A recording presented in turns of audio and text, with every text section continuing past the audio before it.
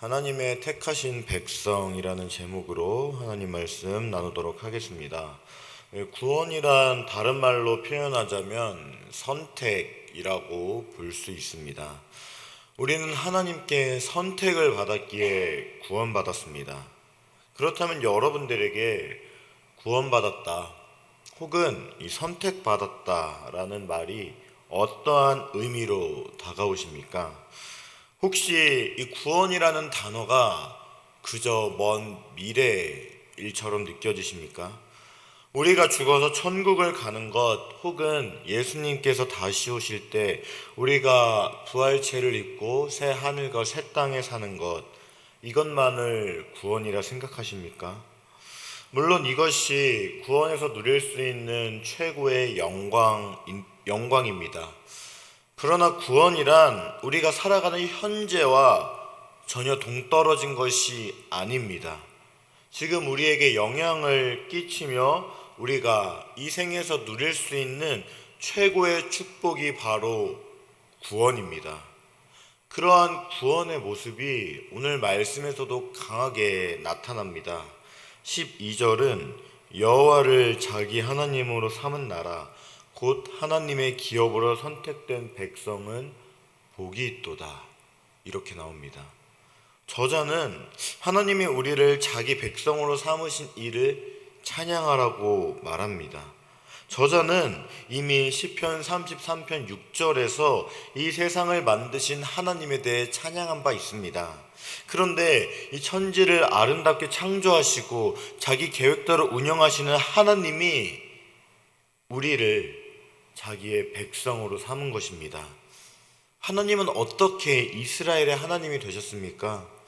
바로 하나님의 전적인 선택이었습니다. 이스라엘이 하나님의 백성이 된 것은 절대 우연이 아니었습니다. 하나님이 태초부터 이스라엘과 우리를 자기 백성으로 삼으실 계획을 삼으셨기 때문입니다. 그 계획 때문에 그 주님의 이 은혜로운 계획에 따라 우리가 주의 백성이 된 것입니다. 그러므로 우리는 하나님의 아름다운 창조 섭리의 일부가 되었다는 이 사실 하나만으로도 하나님께 무한한 감사를 드려야 하는 것입니다. 그리고 하나님의 선택을 받은 백성은 곧 하나님의 기업입니다. 기업은 거처입니다. 거처란 머무는 곳입니다. 즉 주의 백성은 하나님이 함께 하시며 영원히 머무는 곳이라는 뜻입니다. 하나님은 주의 백성을 절대 떠나지도 않으며 주의 백성을 절대 버리지도 않습니다. 그러므로 저자는 하나님의 선택을 받은 백성은 복이 있다고 말하는 것입니다. 하나님께 택함을 받았기에 하나님의 함께 하심이란 축복을 누릴 수 있는 것입니다. 사랑하는 여러분, 하나님의 선택은 전적인 하나님의 의지였습니다. 백성이 그를 택한 것이 아닙니다. 그렇기에 하나님은 자기가 택한 백성을 끝까지 책임지는 것입니다. 또한 13절과 14절은 여호와께서 하늘에서 굽어보사 모든 인생을 살피시며 곧 그가 거하시는 곳에서 세상의 모든 거민을 살피시는도다, 이렇게 말합니다. 하나님은 세상을 창조하시고 세상의 움직임을 주관하실 뿐만이 아니라 이 세상에서 일어나는 모든 일에 관심을 가집니다. 그런데 하나님은 특별히 자기 백성에게 관심을 가집니다. 15절은 그는 그들 모두의 마음을 지으시며 그들이 하는 일을 굽어 살피시는 이로다, 이렇게 말합니다. 하나님이 이처럼 그들의 행동에 지대한 관심을 갖는 것은 그들 모두의 마음을 지으셨기 때문입니다. 하나님은 자기의 백성이 어떻게 사는지에 관심이 있으십니다. 우리가 주님이 창조하신 의도대로 살면 주님은 기뻐하십니다. 그러나 반대로 악을 행하며 하나님의 선하신 의도를 훼손하며 산다면 하나님은 슬퍼할 것입니다. 그래서 하나님의 백성은 우리의 마음을 아시는 하나님의 뜻에 따라 살아야 하는 것입니다. 또한 우리의 마음을 모두 아시는 하나님은 자기의 백성을 끝까지 지키시는 것입니다. 이렇게 하나님의 계획과 관찰은 곧 하나님의 구원과 보살핌으로 연결됩니다. 16절을 보면 많은 군대로 구원을 얻을 왕이 없으며 용사가 힘이 세어도 스스로 구원하지 못하는도다, 이렇게 말합니다.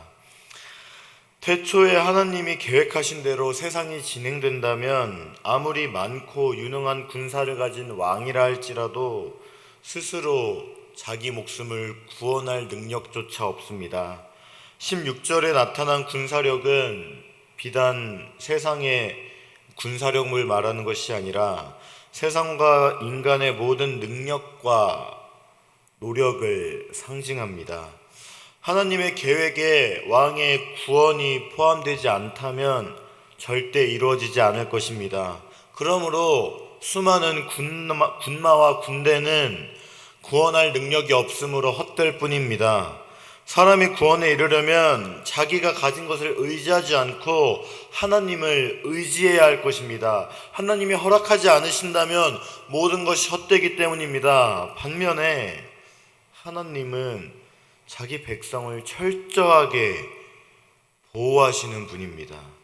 18절에서 19절은 여호와는 그를 경외하는 자, 곧 그의 인자하심을 바라는 자를 살피사 그들의 영혼을 사망에서 건지시며 그들이 굶주릴 때 그들을 살리시는도다, 이렇게 말합니다.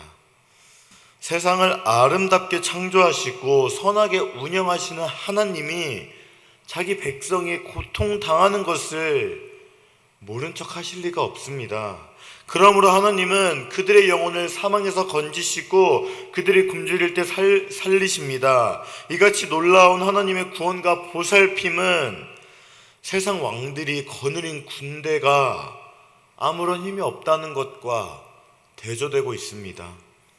세상에서 가장 큰 군대도 할 수 없는 일을, 세상에 정말 위대한 사람, 모든 것이라도 할 수 있을 것만 같은 그 사람이라도 할 수 없는 일을 하나님은 간단하게 하십니다. 아무리 세상의 군대가 모든 것을 할 수 있을 것 같고 자신에게 영원한 생명을 가져다 줄 것 같지만 아니라는 것입니다. 세상의 어떠한 것도 죽음 앞에 무력할 뿐입니다. 죽음은 모든 것을 빼앗아 갑니다. 그러나 여호와를 경외하는 자는 다릅니다. 하나님은 세상을 창조하신 전지전능한 분입니다. 그리고 그의 인자하심을 바라는 자는 영혼을 사망에서 건지십니다. 굶주릴 때 우리를 살리십니다. 이 놀라운 은혜의 수혜자들이 누구입니까? 바로 여호와를 경외하는 자들입니다. 주님을 사랑하며 주님을 간절히 바라는 자들입니다. 세상 모든 사람이 주님의 놀라운 구원과 보호를 누릴 수 있는 것이 아닙니다. 어려운 환경에 처하더라도 오직 주를 즐거워하는 자, 즉 주님께 택함을 받은 사람들만이 이러한 특혜를 누릴 수 있는 것입니다.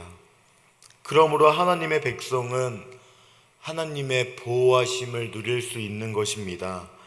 그렇기에 우리는 하나님의 택함 받은 사람으로서 어렵고 힘든 상황이라 할지라도 주님을 의지하고 신뢰할 수 있는 것입니다. 기자는 이렇게 하나님의 선택, 보살핌, 능력을 묵상했습니다. 그리고 자연스럽게 당연하게 결론으로는 주의 백성은 오직 주님만을 의지하라고 호소합니다. 20절에서 22절은 우리의 영혼이 여호와를 바라며 그는 우리의 도움과 방패시로다. 우리의 마음이 그를 즐거워하며 우리가 그의 성호를 의지하였기 때문이로다. 여호와여, 우리가 주께 바라는 대로 주의 인자하심을 우리에게 베푸소서. 이렇게 말합니다. 하나님이 자기 백성에게 이처럼 놀라운 구원과 보호를 계획하시고 이루어 가시니 우리는 오직 주님만을 찬양하며 주님을 간절히 바라보아야 하는 것입니다. 그는 하나님이 어떠한 분인지를 찬양했습니다. 그 뒤에 하나님의 성호를 기쁘게 의지하면서 소망 가운데 그분의 계속된 인자하심을 요구하고 여호와의 보호를 기다리는 사람들이 여호와께 가진 확신의 고백을 말하고 있습니다. 이제 그는 하나님께 드린 찬양이 우리의 삶에서 어떻게 적용되어야 하는지를 말합니다. 첫째로 그는 여호와를 간절히 바라야 한다고 말합니다. 하나님은 우리의 도움이자 방패이기 때문입니다. 특별히 어렵고 힘든 일을 겪은 사람은 피난처인 하나님께 피할 이유가 있습니다. 성도가 삶에서 하나님을 얼마나 간절히 바라보는가는 그의 신앙을 가늠하는 척도가 될 수 있습니다. 하나님을 간절히 바랄수록 그는 큰 믿음의 소유자입니다. 그리고 둘째, 우리는 하나님을 기뻐해야 합니다. 살다 보면 참으로 삶이 고통스럽고 힘들 수도 있지만 저자는 이러한 상황에서도 우리가 하나님을 기뻐할 수 있는 비결을 말합니다. 바로 하나님의 이름을 의지하는 것입니다. 고통스럽게 사는 성도가 자기의 삶을 바라보면 기뻐할 이유가 없습니다. 그러나 이러한 상황에서도 그가 하나님의 거룩한 이름을 묵상하고 의지하면 하나님은 분명 그에게 기쁨을 주실 것입니다. 기쁨의 출처가 그 사람 안에 있는 것이 아니라 하나님께 있기 때문입니다. 하나님은 우리에게 주님께 바라고 소망하는 대로 주의 인자하심을 우리에게 베푸실 것입니다. 하나님의 우리 기도를 들으시어 환난과 역경에서 우리를 구원할 것이라는 의미입니다. 하나님은 우리를 택하셨습니다. 그리고 택한 주의 백성을 절대 버리지 않습니다. 끝까지 책임지십니다. 성도에게 자비를 베푸시는 것은 당연한 일입니다. 사랑하는 여러분, 혹시 오늘 말씀에 나타난 하나님의 인자와 사랑을 느껴본 적이 없으십니까? 전지전능한 하나님이 먼 곳에 있는 분 같고 시편의 저자와 다르게 나의 하나님처럼 느낀 적이 없으십니까? 그렇다면 예수 그리스도를 바라보시기 바랍니다. 우리가 구원받았다는 것, 우리를 사랑한다는 것입니다. 우리가 택함을 받았다는 것이 바로 하나님이 우리를 사랑한다는 증거입니다. 예수님이 바로 하나님 사랑의 증거입니다. 하나님은 우리를 사랑하셨습니다. 그래서 그 아들을 주셨습니다. 사랑하는 여러분, 우리가 예수 그리스도를 바라볼 때 우리는 시편 기자처럼 하나님의 사랑을 느낄 수 있습니다. 그리고 우리는 자연스럽게 하나님을 갈망하고 하나님을 기뻐할 수 있게 됩니다. 시편 기자가 그토록 갈망하는 주의 인자하심, 사실은 우리는 이미 누리게 되었습니다. 왜냐하면 예수 그리스도가 우리 안에 있기 때문입니다. 우리를 사랑하기에 독생자를 주신 하나님은 절대 우리를 버리지 않습니다. 하나님은 자신이 선택하시고 구원하신 백성의 피난처, 보호자, 강한 산성, 방패, 도움이 될 것입니다. 사랑하는 여러분, 기도하는 가운데 예수 그리스도를 통해 하나님의 사랑을 풍성하게 누리시길 바랍니다. 그래서 하나님을 갈망하고 하나님을 기뻐하는 여러분들이 되기를 주님의 이름으로 간절히 소망합니다. 이 시간 말씀을 기억하며 기도하겠습니다. 예수 그리스도를 기억하며 하나님의 사랑을 다시 상기하게 하소서. 예수 그리스도를 기억하며 하나님의 도우심을 간절히 바라게 하소서. 예수 그리스도를 기억하며 하나님을 기뻐하게 하여 주시옵소서. 이러한 기도 제목을 놓고 다 함께 기도하겠습니다.